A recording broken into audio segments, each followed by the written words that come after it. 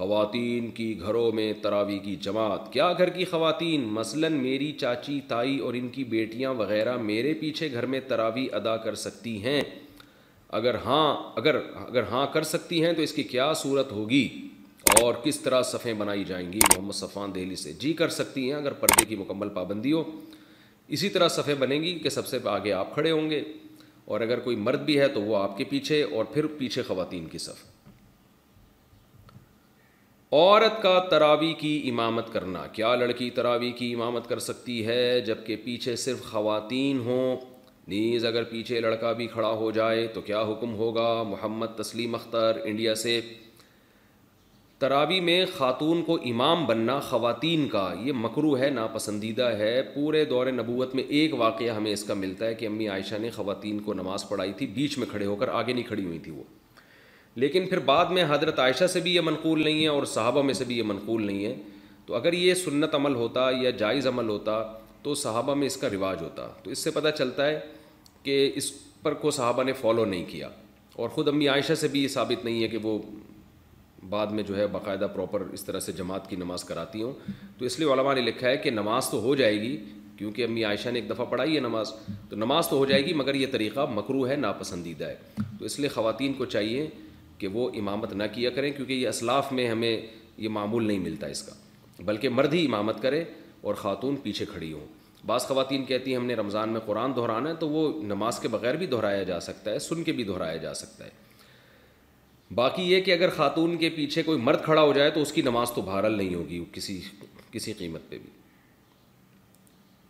زکوٰۃ کن چیزوں پر فرض ہے؟ زکوٰۃ کن کن چیزوں پر ہوتی ہے؟ کیا صرف کیش پر ہوتی ہے یا گاڑی وغیرہ جو استعمال میں ہو اس پر بھی زکوٰۃ ہوتی ہے؟ ریحانہ صاحبہ کوئٹہ سے. زکوٰۃ 4 چیزوں پر ہوتی ہے، اس کو یاد کر لیں. کیش اماؤنٹ جو آپ کے پاس ہے اس پر بہرحال آپ نے زکوٰۃ دینی ہے، تھوڑا ہو یا زیادہ ہو. سونا اگر آپ کے پاس ہے اس پر بہرحال آپ نے زکوٰۃ دینی ہے، بشرطے کہ 52.5 تولہ چاندی کے برابر ہو اور سونے کے ساتھ بقیہ 3 چیزوں میں سے بھی کچھ ہو. یعنی خالص اگر سونا آپ کے پاس ہے اور پیسے بالکل بھی نہیں ہیں، چاندی بالکل بھی نہیں ہے، تجارتی مال بالکل بھی نہیں ہے، صرف سونا ہی سونا ہے، تو پھر 7.5 تولے سونے سے کم پہ زکوٰۃ ہوتی نہیں ہے. لیکن عام طور پر ایسا ہوتا نہیں ہے. جب بھی کسی کے پاس سونا ہوتا ہے تو کچھ نہ کچھ کیش اماؤنٹ تو ہوتا ہی ہے. تو اس لیے پھر ایسی صورت میں سونا نہیں دیکھا جائے گا، بلکہ یہ دیکھا جائے سونا اصل نہیں دیکھا جائے گا، بلکہ سونے کی ویلیو دیکھی جائے گی کہ 52.5 تولے چاندی کے برابر سونا ہے یا نہیں ہے. اور وہ آدھا تولہ سونا بھی آج کل 52.5 تولے چاندی کے برابر ہو جاتا ہے. تو اس لیے دوبارہ بتا دیتا ہوں، 4 چیزیں دیکھنی ہے: سونا، چاندی، کیش اماؤنٹ اور سامان تجارت. تجارتی سامان کہتے ہیں وہ سامان جو آپ نے بیچنے کے لیے خریدا ہو اور اب تک بیچنے کی نیت آپ کی باقی ہو. یعنی جس دن زکوٰۃ نکالنی ہے نا، جو زکوٰۃ کے واجب ہونے کی تاریخ ہے آپ کی، اس دن بھی آپ کی بیچنے ہی کی نیت برقرار ہو، درمیان میں نیت تبدیل نہ ہوئی ہو.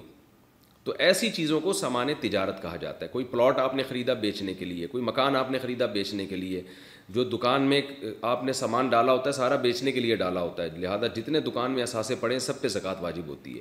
تو جو بھی چیز بیچنے کے لیے خریدی ہے وہ سامان تجارت میں داخل ہے. تو یہ 4 چیزیں اگر آپ کے پاس ہیں اور ان کی مالیت 52.5 تولہ چاندی کے برابر ہو جائے، جو کہ ہو ہی جاتی ہے عام طور پہ آج کل، تو پھر آپ پر زکوٰۃ ان کی واجب ہے. ان تمام چیزوں کو کیلکولیٹ کر کے ویلیو نکالیں، 40 پہ ڈیوائڈ کریں، جو جواب آئے وہ زکوٰۃ ہے.